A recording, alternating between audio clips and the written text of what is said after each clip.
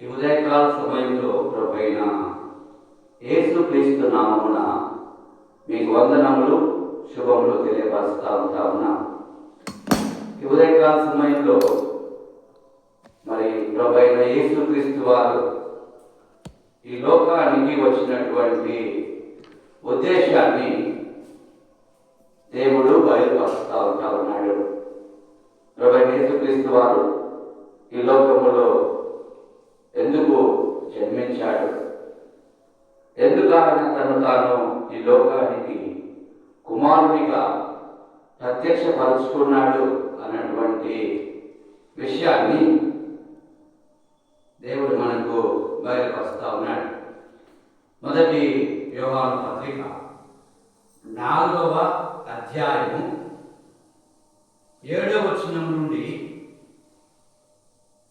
11 వచనాలు మనము చదువుకుందాం. ప్రియులారా, మనము ఒకరినొకడు ప్రేమింతము, ఏలయనగా ప్రేమ దేవుని మూలముగా కలుగుతున్నది. ప్రేమించు ప్రతివాడును దేవుని మూలముగా పుట్టినవాడై దేవుని ఎరుగును. దేవుడు ప్రేమాస్వరూపి, ప్రేమ లేనివాడు దేవుని ఎరుగడు. మనము ఆయన ద్వారా జీవించినట్లు దేవుడు తన అద్వితీయ కుమారుని లోకములోనికి పంపెను. దీనివలన దేవుడు మన యందుంచిన ప్రేమ ప్రత్యక్షపరచబడెను. మనము దేవుని ప్రేమించటమని కాదు, తానే మనలను ప్రేమించి మన పాపములకు ప్రాయశ్చిత్తమయ్యుటకు తన కుమారుని పంపెను. ఇందులో ప్రేమ ఉన్నది. ప్రియులారా, దేవుడు మనల్ని ఇలాగ ప్రేమింపగా మనం ఒకరినొకడు ప్రేమింప బద్ధులమై ఉన్నాం. ఏ మానవులను దేవుని ఎప్పుడునూ చూచి ఉండలేదు. మనం ఒకరినొకడు ప్రేమించిన ఎడల దేవుడు మన యందు నిలిచి ఉండును. ఆయన ప్రేమ మన యందు సంపూర్ణమగును. చదవనటువంటి ఈ లేఖన భాగంలో ప్రభువైన యేసుక్రీస్తు వారు కుమారునిగా ఈ లోకానికి ప్రత్యక్షపరచబడిన ఉద్దేశాన్ని గురించినటువంటి లేఖనములు రాయబడుతూ వచ్చినాయి. 10వ వచనాన్ని మనం గమనిస్తే, మనము దేవుని ప్రేమించితమని కాదు, తానే మనలను ప్రేమించి మన పాపములకు ప్రాయశ్చిత్తమైనటకు తన కుమారుని పంపెను. ఇందులో ప్రేమ ఉన్నది అని రాయబడుతూ వచ్చింది. కాబట్టి ప్రభువైన యేసుక్రీస్తు వారు మనల్ని ఎంతగానో ప్రేమించి మన యొక్క పాపములన్నిటినీ తీసివేయటానికి, మన పాపములకు ప్రాయశ్చిత్తమై ఉండుటకు ఆయన ఈ లోకానికి వచ్చిన దేవుడుగా ఉన్నాడు. ప్రభువైన యేసుక్రీస్తు వారు ఈ లోకానికి రావడంలో ఆయన ప్రేమ ఉంది. మనకందరికీ తెలిసిన మాటే, దేవుడు లోకమును ఎంతో ప్రేమించెను అని రాయబడుతూ వచ్చింది.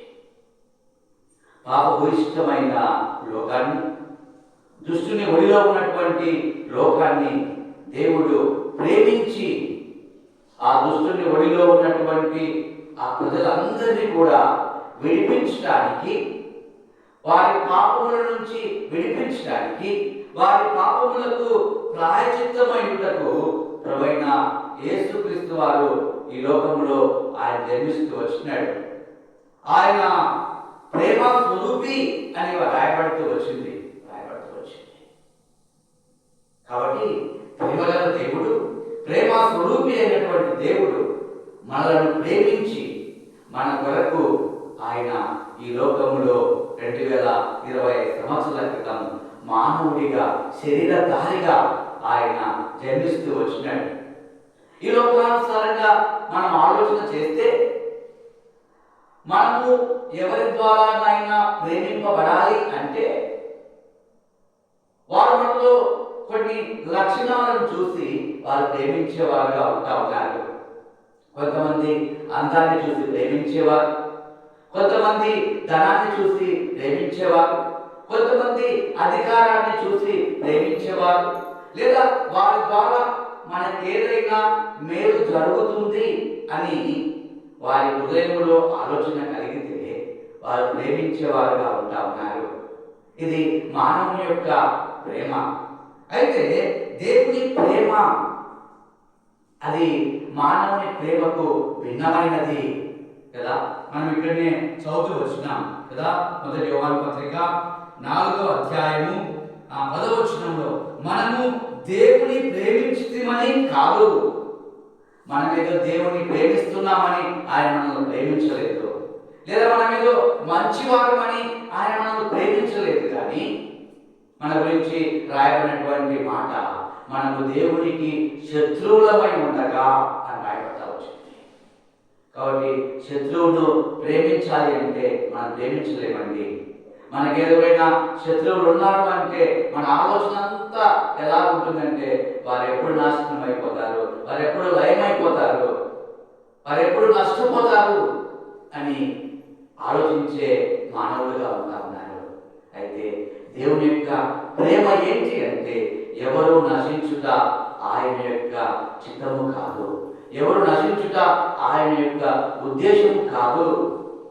మానవులందరూ కూడా రక్షించబడాలని, పాపం నుంచి విడిపించబడాలని, దేవుని విడుదలగా చేయబడి దేవునితో కూడా ఆ యొక్క పరలోక రాజ్యములో ఉండాలని ఇష్టపడి మనం బలహీనులమైన, మనము శత్రువులమైన, మనము జ్ఞానం లేని వారమైనా దేవుడు మనల్ని ప్రేమించి మన యొక్క పాపములకు ప్రాయశ్చిత్తమై ఉండడానికి ప్రేమ స్వరూపి అయినటువంటి దేవుడు ఈ లోకములో మన కొరకై ప్రత్యక్షపరచబడుతూ వచ్చినాడు.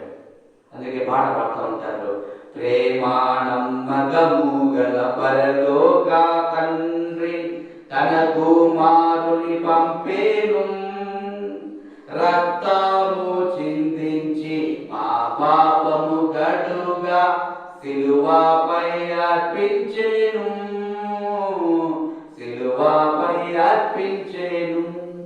కాబట్టి ప్రేమ నమ్మకం గల పరలోకపు తండ్రి తన కుమారుని ఈ లోకానికి పంపిస్తూ వచ్చినాడు. ఎందుకనగా తన ప్రేమను వెల్లడిపరుస్తూ వచ్చినాడు. మనం ఇంకా బలహీనులమైండగా, మనం ఇంకా శత్రువులమైండగా ఆయన మనం ప్రేమిస్తూ వచ్చినాడు. కాబట్టి సోదరి ప్రభువైన యేసుక్రీస్తు వారు ఈ లోకానికి వచ్చిన ఉద్దేశం ఏంటి అంటే తన ప్రేమను పాపులమైన మన ఎడల, బలహీనులమైన మన ఎడల, అనీతిమంతులమైన మన ఎడల, దేవునికి విరోధమైన జీవితాన్ని జీవిస్తున్న మన ఎడల తన ప్రేమను కనపరిచి ఆయన బిడ్డలుగా అంగీకరించడానికి ప్రభువైన యేసుక్రీస్తు వారు ఈ లోకంలో ప్రేమ స్వరూపి అయిన దేవుడిగా ఈ లోకంలో జీవిస్తూ వచ్చినాడు. ఆయన మనం ప్రేమించి మన కొరకు ఏం చేస్తూ వచ్చినాడో కొన్ని విషయాలు మనం జ్ఞాపకం చేసుకుంటే, ప్రకటన గ్రంథము 1వ అధ్యాయం 6వ వచనాన్ని మనం జ్ఞాపకం చేసుకుంటే, మనలను ప్రేమించుచు తన రక్తం వలన మన పాపముల నుండి మనలను విడిపించిన వానికి మహిమయు ప్రభావమును యుగయుగములు కలుగునుగాక, ఆమేన్. కాబట్టి ప్రభువైన యేసుక్రీస్తు వారు మనల్ని ప్రేమించుచు తన రక్తం వలన మన పాపముల నుండి మనల్ని విడిపించడానికి ఆయన ప్రేమను కనపరుస్తూ వచ్చినాడు. మానవుడు పాపంలోని జీవించి పాపంలో మరణిస్తే నిత్య నరకం ఉంది, అగ్నిగుండం ఉంది, యుగాయుగములు కాలవలసిన స్థితి ఉంది. అలాగూ నశించుట ఇష్టము లేక ప్రేమగల దేవుడు మన పాపముల నుండి మనలను విడిపించి తండ్రి దేవునికి మనలో ఒక రాజ్యముగాను యాజకులుగాను చేయాలని ఇష్టపడి ఆయన ఈ లోకంలో ప్రేమ స్వరూపిగా ఈ లోకంలో ఆయన జన్మిస్తూ వచ్చినాడు. కాబట్టి సోదరి ఇందులో దేవుని ప్రేమ ఉంది. ఆయన లోకానికి రావడంలో ఆయన ప్రేమ ఉంది. కాబట్టి సహోదరి మనల్ని అంతగా దేవుడు ప్రేమించి మన కొరకు ఈ లోకంలో జన్మిస్తూ వచ్చినాడు. నిజంగా ఆయన ప్రేమ గురించి రాయబడిన మాట ఏంటంటే, ఆయన ప్రేమ మరణమంతా బాగుగలది అని రాయబడుతూ వచ్చింది. ఎందుకంటే ఆయన మనల్ని ఎంతగా ప్రేమిస్తూ వచ్చినాడంటే, తన ప్రాణం ఇచ్చినంతగా ఆయన మనల్ని ప్రేమిస్తూ వచ్చినాడు. తన ప్రాణం అంతా కూడా మనల్ని ప్రేమించి మన కొరకు తన ప్రాణం అంతా కూడా ఆయన కలవరి శిలువలో దారపోస్తూ వచ్చినాడు. ఇంతగా ప్రేమించేవారు ఈ లోకంలో ఎవరైనా ఉన్నారా? సహోదరి, దేవుడు మనల్ని ప్రేమించి మన పాపములకు ప్రాయశ్చిత్తమైనటకు ఆయన ఈ లోకంలో కుమారునిగా తను తాను ప్రత్యక్షపరచుకుంటూ వచ్చినాడు.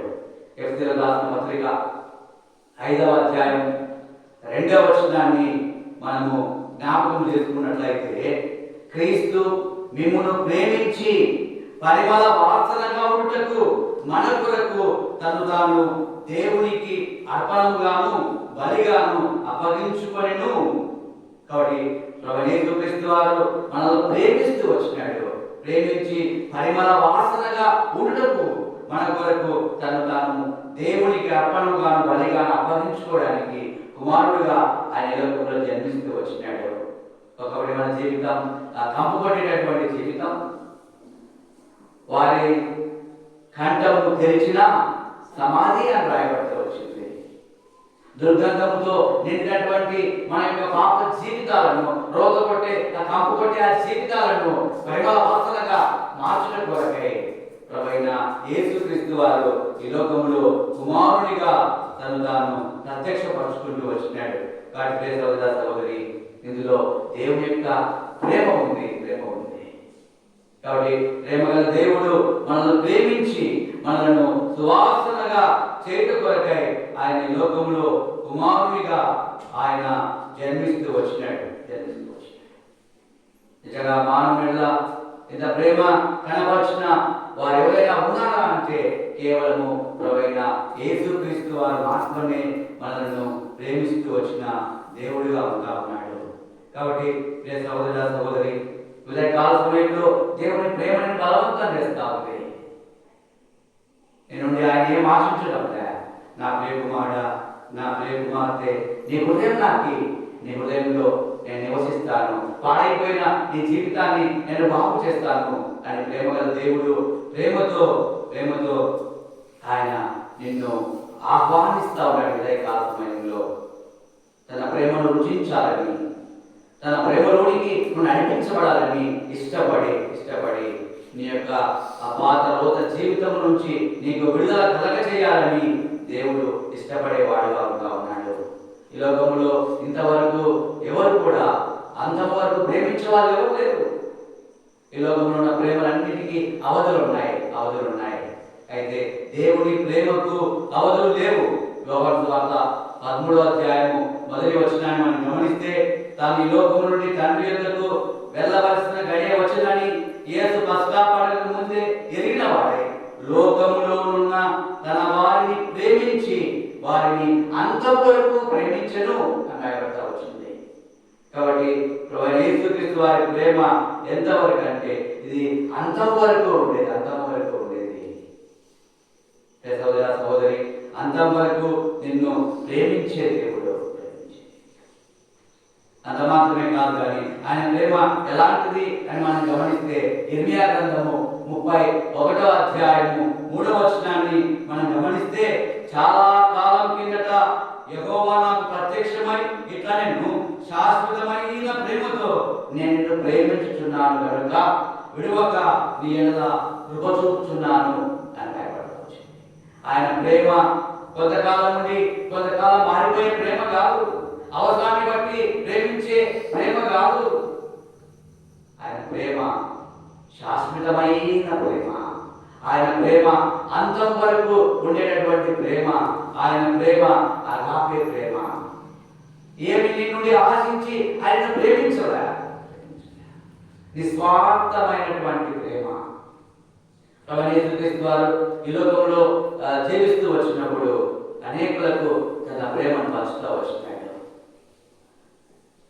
ఆ యొక్క కల్వరి శిలువలో తన శిలువ వేయబడినప్పటికీ శత్రువులను సైతము ప్రేమిస్తూ వచ్చినాడు. తన కొట్టు వారి కొరకు ప్రార్థన చేస్తూ వచ్చినాడు. తన హింసించు వారి కొరకు ప్రార్థన చేస్తూ వచ్చినాడు. ప్రభువా, వీరు ఏమి చేయుచున్నారో వీరు ఎరుగరు కనుక వీరిని క్షమించు. నిజంగా ఎంత గొప్ప ప్రేమ! ప్రభువైన యేసుక్రీస్తు వారి యొక్క ప్రేమ ఉన్నతమైన ప్రేమ. శత్రువును సైతము ప్రేమించిన ఆ ప్రేమ. ఆ ప్రేమ గల దేవుడు నువ్వు నశించుట ఇష్టం లేక ఉదయకాల సమయంలో తన యొక్క ప్రేమ వార్తను మనకు ప్రకటిస్తా ఉన్నాడు. బైబిల్ గ్రంథం రాయబడ్డ వచ్చిన హెస్కేల్ గ్రంథంలో దుర్మార్గుడు తన దుర్మార్గతను బట్టి నశించుట నాకేమాత్రము ఇష్టము లేదు, వాడు మనసు మార్చుకొని ఆయన వైపు తిరగాలని ఆయన ప్రేమతో ఆహ్వానిస్తా ఉన్నాడు. కనుక నీవు నశించుట ప్రభుకి ఇష్టం లేదు, నువ్వు నశించుట ఆయన కోరడం లేదు. నువ్వు రక్షించబడాలని, ప్రభు ప్రేమను గుర్తెరిగి ప్రభు బిడగా నువ్వు చేయబడాలని, ఆ పరలోక రాజ్యంలో నీవు కూడా ఒక దేవుని బిడగా జీవించాలని దేవుడు ఇష్టపడి ఉదయకాల సమయంలో తన ప్రేమను బయలుపరుస్తా ఉన్నాడు.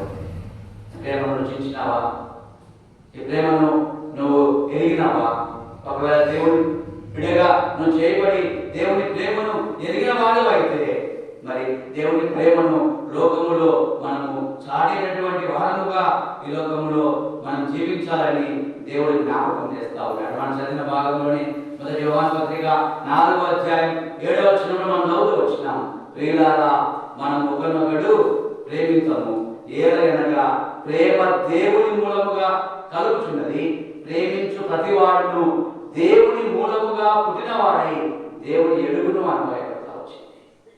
మనం ప్రేమించి తన బిడ్డగా వేసుకున్న మన ద్వారా దేవుని యొక్క ప్రేమ ప్రకటించబడాలని, మన ద్వారా దేవుని యొక్క ప్రేమ అందరూ రుచించేటటువంటి బిడ్డలుగా ఈ లోకంలో మనం జీవించాలని దేవుడు జ్ఞాపకం చేస్తా ఉన్నాడు. కాబట్టి సహోదర సహోదరి, మనం ప్రేమించి మన కొరకు తను తాను అప్పగించుకునేటువంటి దేవుని కుమారుని విశ్వాసము ద్వారా ఈ లోకంలో మనం జీవించాలని దేవుడు జ్ఞాపకం చేస్తా ఉన్నాడు. ఫిలిప్పీయులకు రాసిన పత్రిక 2వ అధ్యాయం 20వ వచనాన్ని మనము జ్ఞాపకం చేసుకుంటే అపోస్తలుడైనటువంటి పౌలు ఒక చక్కని మాట చెప్తా వచ్చినాడు.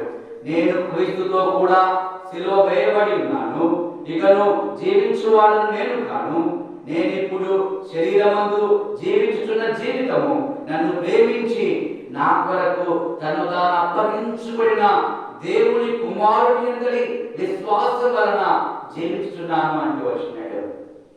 మనల్ని ప్రేమించి మన కొరకు అప్పగించుకున్న ప్రభువైన యేసుక్రీస్తు వారి యొక్క ఆ విశ్వాసములో మనం ముందు కొనసాగాలని, ఆయన యందు విశ్వాసం ఉంచి ఆ విశ్వాసం ద్వారా నీవు నేను జీవించాలని దేవుని యొక్క వాక్యం బయలుపరుస్తా ఉంది.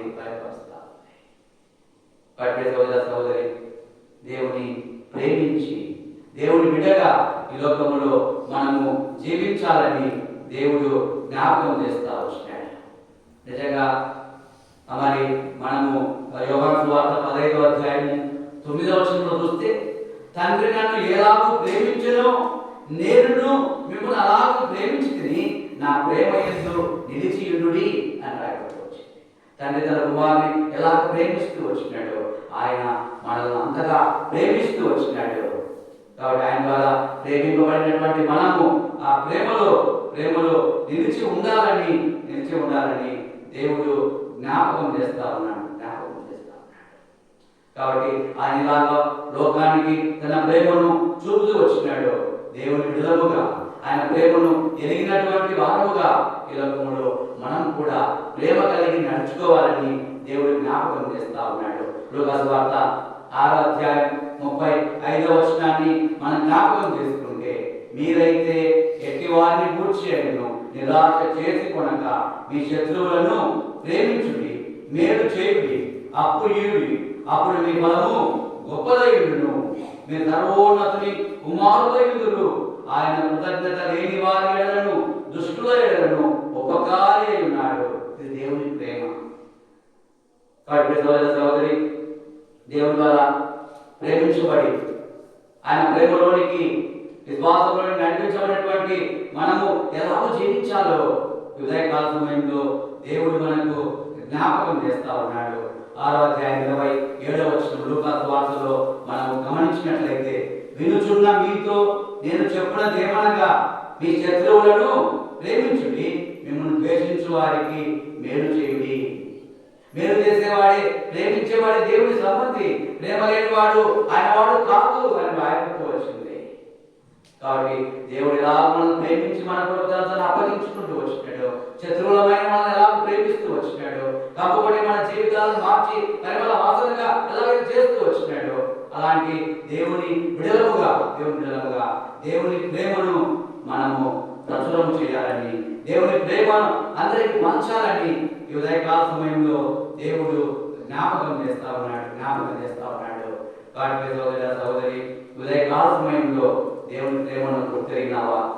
ఒకవేళ ఇంకా దేవుని ప్రేమను గుర్తెరగక ఇంకా శత్రువుగానే, ఇంకా దేవునికి విరోధముగానే నువ్వు జీవిస్తా ఉంటే, ప్రేమగల దేవుడు అలా పాపములు నిన్ను నష్టపోవడం ఇష్టం లేక ఉదయకాల సమయంలో నా ప్రియ కుమారుడా, నా ప్రియ కుమార్తె, నాకు నీ హృదయాన్ని నాకు ఇవ్వు అని ప్రేమతో ఆయన ఆహ్వానిస్తా ఉన్నాడు. ప్రేమగల దేవుడు నీ జీవితాన్ని మేలు చేయాలని, నీ జీవితాన్ని ఉన్నతమైనదిగా చేయాలని, నీ పాపం నుంచి నిన్ను విడిపించి పరలోక రాజ్య వారసునిగా నిన్ను చేయాలని ఇష్టపడి ఆయన ప్రేమతో ఆయన ఈ ఉదయకాల సమయంలో బయలుపరుస్తా ఉన్నాడు. కాబట్టి 30 రాసిన మొదటి పత్రిక 1వ అధ్యాయము 9-10 వచనాలను మనం గమనిస్తే, ఇందును గూర్చి దేవుడు తన్ను ప్రేమించు వారి కొరకు ఏమి సిద్ధపరచునో అవి కంటికి కనబడలేదు, చెవికి వినబడలేదు, మనుష్య హృదయమునకు గోచరం కాలేదు అని రాయబడినది. మనకైతే దేవుడు వాటిని తన ఆత్మ వలన బయలుపరిచి ఉన్నాడు. ఆత్మ అన్నిటినీ దేవుని మర్మములను కూడా పరిశోధించుచున్నాడు. కాబట్టి నీకేమేమి సిద్ధపరిచినాడో ఆయన ప్రేమలో అవన్నీ కూడా నేను బయలుపరచడానికి ఆయన ఇష్టపడతా ఉన్నాడు. క్రీస్తు మర్మము, క్రీస్తు ప్రేమ నీకు బయలుపరచబడతా ఉంది. ఏంటి ఆయన ప్రేమ అంటే, నువ్వు ఎంత ఘోర పాపమైనా సరే, ప్రభా నన్ను క్షమించు అని ఒక చిన్న మాట నీ హృదయంలో విశ్వసించి నువ్వు నోటితో పలికితే చాలు, ఆయన క్షమించుటకు సిద్ధ మనస్సు గల దేవుడు, నీ పాపములను క్షమించడానికి ఇష్టపడే దేవుడు. ఈ లోకంలో నీ స్థితిని బట్టి నేను ఎవరు ప్రేమించకపోవచ్చు, ఈ లోకంలో నీ స్థితిని బట్టి అందరిని వెలివేసేవారుగా ఉండవచ్చు, నీ యొక్క ఆర్థిక స్థితిని బట్టి, నీ యొక్క రోగాన్ని బట్టి, నీ యొక్క కుటుంబ పరిస్థితిని బట్టి నేను ఎవరు ప్రేమించకపోవచ్చు. కానీ ప్రేమగల దేవుడు నీ స్థితి ఏదైనా సరే ఆయన్ను ప్రేమిస్తా ఉన్నాడు. ఆయన ఈ లోకంలో జీవిస్తూ వచ్చినప్పుడు ఒక కుష్ఠరోగి ఆయన దగ్గరికి వచ్చినాడు. అయ్యా, నీకు ఇష్టమైతే నన్ను శుద్ధిగా చేయి. ఎందుకంటే ఆయన యొక్క రోగాన్ని బట్టి కుటుంబం ఆయన దగ్గరికి రావడం లేదు, బంధువులు ఎవరు కూడా ఆయన ప్రేమించడం లేదు, ఎవరు కూడా అతన్ని ఇష్టపడే వారు ఎవరు లేరు. అట్టి స్థితిలో ఆ వ్యక్తి యేసు ప్రభు దగ్గరికి వచ్చినాడు. ప్రభా, నీకు ఇష్టమైతే నన్ను శుద్ధిగా చేయి అని అడిగితే వచ్చినప్పుడు ప్రభాన్ని చేతులు పెట్టి నాకు ఇష్టమే అని వచ్చినాడు. కాబట్టి అట్టి స్థితిలో ఉన్న ఆ వ్యక్తిని ప్రేమించిన దేవుడు నీ స్థితి ఏదైనా సరే ఆయన ప్రేమించే దేవుడు, నిన్ను ప్రేమించే నీ కొరకు ఈ లోకానికి వచ్చినాడు. నువ్వు పరిమళ వాసనగా నువ్వు చేయాలని దేవుడు ఇష్టపడతా ఉన్నాడు. కాబట్టి లోకంలో నిన్ను ఎవరు ప్రేమించకపోయినా నిన్ను ప్రేమించేవాడు ప్రభువైన యేసుక్రీస్తు వారు. నిన్ను ప్రేమించి నీ పాపముల నుంచి నేను విడిపించి, నీ యొక్క పాప రోగం నుంచి విడిపించి నేను స్వస్థపరిచి తన బిడ్డగా చేసుకోవడానికి ఆయన ఇష్టపడి ఉదయకాల సమయంలో ఈ ప్రేమ వార్తను చాటుతా ఉన్నాడు. కాబట్టి ఇది అనుకూలమైన సమయం, ఇదే రక్షణా దినము. దేవుని యొక్క ప్రేమ ఇంకా ప్రకటించబడుతూ ఉండగా, దేవుని యొక్క ప్రేమ ఇంకా నిలిచి ఉండగా, ఆయన యొక్క కృప నిలిచి ఉండగా, ఆయన ప్రేమ వార్తను నువ్వు అంగీకరించి ఆయన బిడ్డగా చేయబడాలని దేవుడు జ్ఞాపకం చేస్తా ఉన్నాడు. కాలం రాబోతా ఉంది. దేవుని యొక్క ప్రేమను మూసివేయబడే రోజు దగ్గరలోనే ఉన్నాయి. ఆయన ప్రేమ వార్త మూసివేయబడక మునిపే ఆ ప్రేమ గల దేవుడు ప్రేమతో నేను ఆహ్వానిస్తూ ఉన్నప్పుడే ఆ ప్రేమను అంగీకరించి నువ్వు దేవుని బిడ్డగా చేయబడాలని ఆయన కోరుకుంటా ఉన్నాడు. సహోదరి, ఆయన నీకు సమయం ఇచ్చి తన ప్రేమను బయలుపరుస్తా ఉన్నాడు. ఈ ప్రేమ గల దేవుడు ఒక దినాన తీర్పరిగా రాబోతా ఉన్నాడు. ఉదయకాల సమయంలో ఆయన ప్రేమను అంగీకరించక నిష్ఠానుసారమైన జీవితంలో జీవిస్తే, నిన్ను ప్రేమించి నీ కొరకు రక్తమిచ్చి నిన్ను విమోచించాలని, విడిపించాలని ఇష్టపడే దేవుడు తీర్పరిగా వచ్చినప్పుడు నువ్వు ఆ ప్రభు ప్రేమను అర్థం చేసుకున్నాక ఇంకా నీ పాపములను కొనసాగితే ఇంకా నరకం ఉంది, అగ్నిగుండం ఉంది, యుగాయుగములు కాలవలసిన స్థితి ఉంది. సోదరుడా, ఆ స్థితి నుండి తప్పించడానికి ఈ ప్రేమ గల వార్త నీకు వినిపించబడతా ఉంది. కావున ఈ మాటకు అంగీకరించి నేడైన సమయం ఉండగానే నిన్ను ప్రేమించి నీ కొరకు వచ్చిన ఆ దేవుడి బిడ్డగా నువ్వు చేయబడాలని దేవుడు కోరుకుంటా ఉన్నాడు. కాబట్టి ఉదయకాల సమయం ఎవరైనా సరే ప్రభువైన యేసుక్రీస్తునందు విశ్వాసం ఉంచుము. అప్పుడు నీవును నీ ఇంటి వారును గొప్ప ఆత్మరక్షణ, పాప క్షమాపణ, నిత్య జీవం, మోక్ష భాగ్యం పొందుతావు. ఒకవేళ దేవుని బిడ్డగా చేయబడితే దేవుని ప్రేమను లోకానికి కనపరిచే బిడ్డగా నువ్వు జీవించాలని దేవుడు జ్ఞాపకం చేస్తాడు. అటువంటి కృప ఉదయకాల సమయంలో దేవుడు మనకందరికీ అనుగ్రహించును గాక. ఆమేన్.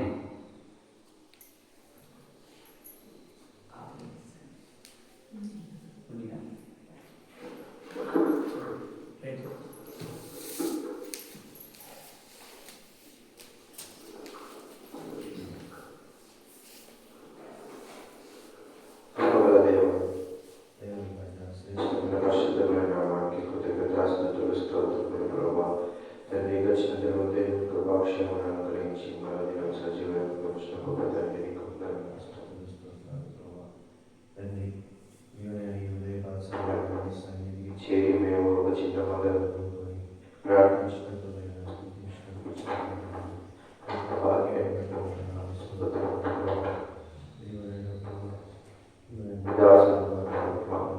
శ్రేష్టమైన మాటలు మాతో మాట్లాడాలి. తండ్రి, ప్రేమ గురించి స్పష్టంగా మాతో మాట్లాడాలంటే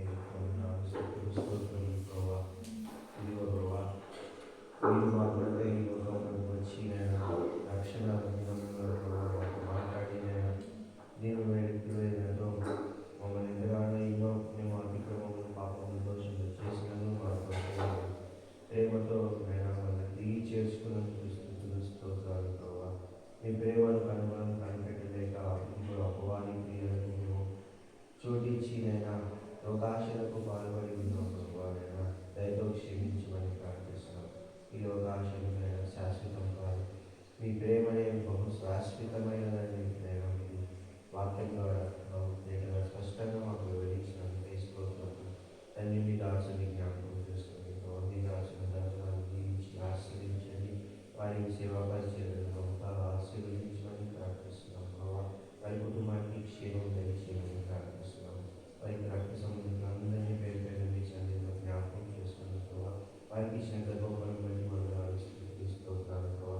వారికి మంచి చక్కటి జ్ఞానము, దైవికమైన జ్ఞానము, ఆరోగ్యము దయచేయమని, చదువులైన ఉన్నతమైన స్థితిలో నిలబెట్టినైనా 10 మందికి ఆశ్రయంగా ఉండే బిడ్డలుగా మీ పరిచయంలో వాళ్ళ బిడ్డలుగా జీవించి ఆశ్రయించండి. తండ్రి, చేయవలసిన ప్రతి ఒక్కరిని మీ నామములో జ్ఞాపకం చేసుకుని ప్రతి కుటుంబానికి ఇచ్చే కష్టం ఆశ్రయించి నేను అభివృద్ధి పరచమని ప్రార్థిస్తాను. ఏ సమస్యలతో ఉన్నామో, ఏ ఇబ్బందులతో ఉన్నామో, ఏ మనోవేదనలో మాలో మనం తొలగించమని పరిపూర్ణమైన ప్రేమకు కలిగి అన్యోన్యంగా ఒకరినొకరు సహవాసము సమాధానం కలిగి జీవించాము. కృప చూపమని ప్రతి కుటుంబంలో ప్రేమతో కలిసిమెలిసి బ్రతకాలని కృప చూపమని ప్రార్థిస్తున్నాం. తండ్రి, ఎవరైనా మనం మీకు విరోధంగా ఏమైనా తప్పులు చేసి ఉంటే మమ్మల్ని క్షమించమని, నేను చేస్తున్న ప్రతి పనులకు సహాయం దయచేయమని ప్రార్థిస్తూ ఈ కొద్ది విన్నపము మీకే స్తుతి ఆరాధన చెల్లించుకుంటూ యేసయ్య మహిమగల నామములో ప్రార్థించి స్తుతించి పొందుతున్నాము తండ్రి. ఆమేన్.